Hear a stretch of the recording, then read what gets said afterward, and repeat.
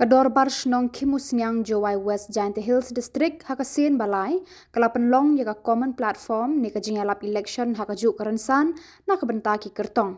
Kasin beningkong kadai hausnam arhajar khat khandai na kabenta ki election MDC, baar hausnam arhajar arphulai na kabenta ki election MLA, bat menta ka kenti ya ki election MDC arhajar arpusan. Haka common platform sin balai lapan long haka miet khat saw tarik rampang na kabenta ki Kyrtong yakun MDC syaka yeng dorbar JHADC na khat khandai Jowai South Constituency. Uwah Shillong kimusnyang ba TS Bamon ulapan ya yaka jingyalang.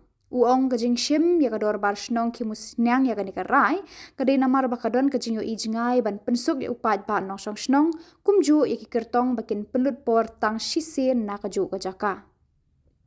Bat ka khangla de ki banabar ban pene eka khoj ka suba bat lat na kinu ki huri hura samut ki Kyrtong na khat khandai Jowai North ki lashim banta ha ka common platform kentup yo ba yai bat lang talang VPP ba Dikil Singh Pawa NPP uba Saron Paswet INC sitting MDC menta bat uba Moonlight Paryat Kyrtong Shimet MDC barim katba u Kyrtong BJP uba Heymon Mitre Pawa uklempoi syakane kalumpung. Kini ki Kyrtong kilapan jagersha na kipat ba da ka ba pensngau ya la kinong rem bat ki thong trekam ba ki ang nur ban trei lada ki poi ha ka thong jingjom ki paranang chungchunong yang kini ke chunong kumusnya yang ada tha hat pai ke chunong yang he a chiteng jinglong kna jinglong Samla hai tai ha chunong chiteng yewong Emi hagat chunong yamusu. Ngada imang kejengim haperdi ketma. Haperdi sejisin mantang MDC lokpi. Wong yo jo penyo yang ikam kiu bah jo.